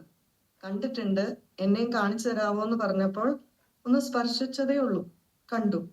പിന്നെ അവസാനം സമാധിയാകാറായപ്പോ എന്ത് ചെയ്തു, ശ്രീരാമകൃഷ്ണദേവൻ ഇതുപോലെ തന്നെ വിവേകാനന്ദ സ്വാമിയെ സ്പർശിച്ചു, എല്ലാ എനർജിയും ട്രാൻസ്മിറ്റ് ചെയ്തു. എന്നിട്ട് പറഞ്ഞു, ഇനി എന്നെ ഒരു കാശനും കൊള്ളില്ല, ശ്രീരാമകൃഷ്ണദേവൻ പറഞ്ഞു. ഇതാണ് മഹാബലിക്ക് വാമനമൂർത്തി ചെയ്തത്. കാരണം അവിടെ ഗുരുവാണ്, നെക്സ്റ്റ് മന്വന്തരത്തിൽ ഇന്ദ്രനാകാനുള്ളതാണ് കൊടുത്തത്. ശാംഭവി ദീക്ഷ, ഗുരു തന്റെ പാദം ശിഷ്യന്റെ മൂർധാവിൽ വെക്കുകയാണ്. അവിടെ 2 കേസ് ഉണ്ട്. ഒന്ന്, മൂന്നാമത്തെ പാദം അളന്നെടുക്കണം, അടിയല്ലേ, അടി കാല് വെച്ചേ പറ്റൂ. അപ്പൊ മഹാബലിയെ അളന്നെടുത്തു, ജസ്റ്റ് ടച്ച്ഡ്, അത്രേ ഉള്ളൂ, അല്ലാതെ ഒരു കുഴിയിലോട്ടും ചാടിച്ചിട്ടില്ല. പിന്നെ ദീക്ഷ കൊടുക്കുന്ന ശാംഭവി ദീക്ഷയിൽ ശിഷ്യന്റെ മൂർധാവില് പാദം വെക്കും. ഗുരുവിന്റെ പാദത്തിനാണ് ഇമ്പോർട്ടൻസ്. ഗുരുപാദക സ്തോത്രം നമ്മൾ ഗുരുവിന്റെ പാദം വെച്ചാണ് പൂജിക്കുന്നത്. അതുപോലെ തന്നെ ശ്രീരാമന്റെ പാദകം വെച്ചിട്ടാണ് ഭരതൻ പൂജിച്ചത്. ആദ്യ ഗുരു ദക്ഷിണാമൂർത്തിയുടെ ഏറ്റവും പ്രിയപ്പെട്ട പൂജാ പുഷ്പം എന്ന് പറയുന്നത് തുമ്പപ്പൂവാണ്. തുമ്പപ്പൂ is in the shape of പാദം, അല്ലെ? അത് തൃക്കാക്കരയില് വാമനമൂർത്തിയുടെയും ഏറ്റവും പ്രിയപ്പെട്ട പൂജാ പുഷ്പം തുമ്പപ്പൂവാണ്. ദാറ്റ് മീൻസ് വാമനമൂർത്തിയും അവിടെ ഗുരു പൊസിഷനിലാണ്, ഗുരുവിന്റെ ഇതിലാണ്. അപ്പൊ അതുകൊണ്ട് അവിടെ ഈ എനർജി ട്രാൻസ്മിറ്റ് ചെയ്യപ്പെടുകയാണ്. അവര് നോട്ടത്തിലൂടെ, അതിന് നയന ദീക്ഷ എന്ന് പറയും. ഗുരുവും ശിഷ്യനും മുഖാമുഖം ഇരിക്കും, നോട്ടത്തിലൂടെ മന്ത്രം, ധ്യാനം, ദേവത, ഇതൊക്കെ ട്രാൻസ്മിറ്റ് ചെയ്യിക്കാം. സ്മരണ ദീക്ഷ, ഹിമാലയത്തില് ഇരിക്കുന്ന നമ്മളിപ്പോ അവരെ പറ്റി സ്മരിക്കുമ്പോ നമുക്ക് ചിലപ്പോ സിഗ്നൽസ് കിട്ടും. പക്ഷേ ഇത് നമ്മളെ ശരിയാണ് തെറ്റാണ് എന്നൊക്കെ നമുക്ക് കോയിൻസിഡൻസ് ആയിട്ട് വിചാരിക്കാം. ഇപ്പൊ ഫോർ എക്സാമ്പിൾ, എനിക്ക് ഇത് ഒരിക്കലും ഒരു എന്താ പറയണേ, എന്നെ ഇതാക്കി പറയാനോ എനിക്ക് വലിയ കഴിവുണ്ടെന്നോ ഒന്നും പറയാൻ വേണ്ടിയിട്ടല്ല. ജസ്റ്റ് എൻ്റെ ലൈഫിൽ 2-3 എക്സ്പീരിയൻസസ് ഉണ്ടായി. സോ എനിക്ക് അതോടുകൂടി എനിക്ക് ക്ലിയർ ആയി. ബിക്കോസ് ഈ സിഗ്നൽസ് നമുക്ക് കിട്ടുന്ന ഇത് പക്ഷെ എത്രത്തോളം ശരിയാണെന്ന് നമ്മൾ വിശ്വസിക്കുന്നു, അത് ശരിയാണെന്ന് തെളിയിക്കാനുള്ള 100 കണക്കിന് തെളിവുകൾ നമ്മുടെ മുന്നിൽ വരും. എത്രത്തോളം തെറ്റാണെന്ന് വിചാരിക്കുന്നു, അത്രത്തോളം അത് തെറ്റാണെന്ന് കാണിക്കാനുള്ള തെളിവുകൾ നമ്മുടെ മുന്നിൽ വന്നുകൊണ്ടിരിക്കും. It's up to you to receive or accept it or reject it. ഇതാണ്. ഞാൻ ഒരു ദിവസം വീട്ടില് ഇരുന്ന് രാവിലെ പത്രം വായിക്കുകയാണ്. സമയാകാറായി തോന്നുന്നു, ഞാൻ വേഗം പറയും കേട്ടാ. അതായത് രാവിലെ വരുമ്പോ അന്ന് സൺഡേ സപ്ലിമെന്റ് വന്നിട്ടുണ്ട്. വിവേകാനന്ദ സ്വാമിയുടെ 150th ആനിവേഴ്സറിയുടെ ഒരു ഇതാണ്. അപ്പൊ എനിക്ക് വലിയ ആഗ്രഹമായിരുന്നു വേലൂർ മഠം പോകണം. അപ്പൊ വേലൂർ മഠത്തിലേക്ക് ഒരു യാത്ര എന്ന് പറഞ്ഞ പുസ്തകമൊക്കെ ഇടയ്ക്ക് വായിക്കും. CD ഒക്കെ വാങ്ങിച്ച ശ്രീരാമകൃഷ്ണാശ്രമത്തിൽ പോയി വീട്ടിൽ ഇങ്ങനെ പണി ചെയ്തുകൊണ്ടിരിക്കുമ്പോ TV ഇത് ഇങ്ങനെ ഇട്ട് കാണും. ആ ബാക്ക്ഗ്രൗണ്ട് മ്യൂസിക് കേൾക്കുമ്പോഴേ എനിക്ക് വളരെ സന്തോഷമാണ്. അപ്പൊ എപ്പോഴും ഇങ്ങനെ വേലൂർ മഠത്തിൽ പോകണം, ആ ശ്രീരാമകൃഷ്ണാശ്രമം, അവിടുത്തെ മാങ്ങ, മാവ്, ശ്രീരാമകൃഷ്ണ പരമഹംസർ നട്ട മാവ്, ഇതെല്ലാം ഇങ്ങനെ ചിന്തയാണ് മനസ്സിൽ. അപ്പൊ അത്ര മാത്രം ഇൻവോൾവ് ആണ്. അപ്പൊ ഈ പത്രം വന്നപ്പം ആ സൺഡേ സപ്ലിമെന്റ് മുഴുവൻ വേലൂർ മഠത്തിനെ പറ്റി എനിക്ക് സന്തോഷമായി. ഞാൻ ഇരുന്ന് വായിക്കുകയാണ്. കുറെയൊക്കെ അറിയാം, ഞാൻ പോയിട്ടില്ലെന്ന് മാത്രമേ ഉള്ളൂ. അപ്പോൾ എൻ്റെ മൂത്ത മോള് എഴുന്നേറ്റ് വന്നു. അപ്പൊ ഞാൻ അവളെ മടിയിലിരുത്തിയിട്ട് 6-7 ക്ലാസ്സിലോ 7ാം ക്ലാസ്സിലോ എന്താന്ന് തോന്നുന്നു പഠിക്കുന്നത്. അപ്പൊ ഞാൻ പറഞ്ഞു, കുട്ടാ ഇത് കണ്ടില്ല, വേലൂർ മഠമാണ്, ഇതിങ്ങനെ വെസ്റ്റ് ബംഗാളിലാണ്, ഇത് ശ്രീരാമകൃഷ്ണ പരമഹംസരുടെ സമാധി ഉണ്ട് ഇവിടെ, ശാരദാദേവിയുടെ സമാധിയാണ് ഇവിടെ, ഒരു മുതലക്കട ഉണ്ട്. ഇങ്ങനെ കഥയൊക്കെ പറയണേ. എന്റെ ചുറ്റും ഗംഗയുണ്ട്. അപ്പൊ ഇവിടെ ചോദിച്ചു, ഇവിടെ അമ്മ ഗംഗ. ഞാൻ പറഞ്ഞു, ഇത് വലിയ കോമ്പൗണ്ട് അല്ലേ, ഇതിന്റെ വെളിയിൽ കൂടെ ഗംഗ ഒഴുകുന്നുണ്ടെന്ന് പറയുമ്പോൾ ഡൈനിങ് ടേബിളിലും മൊബൈൽ ഇരിപ്പുണ്ട്. അത് SMS അടിച്ചു. അപ്പൊ ഉടനെ നാച്ചുറലി കുട്ടികളാണ് മൊബൈൽ എടുത്ത് നോക്കുക, നമ്മുടെ എന്തെങ്കിലും മെസ്സേജ് അന്നത്തെ കാലത്ത്. ഇവളെടുത്ത് നോക്കിയിട്ട് ആകെ വല്ലാതെയായിട്ട് പെട്ടെന്ന് എൻ്റെ കയ്യിലേക്ക് തന്നു. അപ്പൊ തന്നു കഴിഞ്ഞ് ഞാൻ നോക്കുമ്പോ ഞാൻ ആകെ 1-2 പ്രാവശ്യം സംസാരിച്ചിട്ടുള്ള ഒരു വ്യക്തി, അത് ഞങ്ങൾ സർവീസ് ചെയ്യും സായില്. അദ്ദേഹം ഒരു മിലിറ്ററിയിലെ എന്തോ ഉദ്യോഗസ്ഥനായിരുന്നു. ഇവിടെ ഒരു വയ്യാത്ത ഫാമിലിയെ കാണാൻ വരണം എന്ന് പറഞ്ഞപ്പോ അമ്മ എന്റെ നമ്പർ കൊടുത്തു കോണ്ടാക്ട് ചെയ്യാൻ. ഞാൻ കൂട്ടിക്കൊണ്ട് പോയി ഒരിക്കൽ അദ്ദേഹത്തിന്. പിന്നെ ഒരിക്കൽ കൂടെ എന്തോ കോണ്ടാക്ട് ഉണ്ട്, പിന്നെ ഒരു കോണ്ടാക്റ്റും ഇല്ല. അദ്ദേഹം എനിക്ക് മെസ്സേജ് അയച്ചിരിക്കുകയാണ്, നമസ്കാരം അമ്മ, hope you are doing fine, now I am in Sri Ramakrishna Math, Belur, Calcutta. ലോകത്ത് എവിടെയല്ല.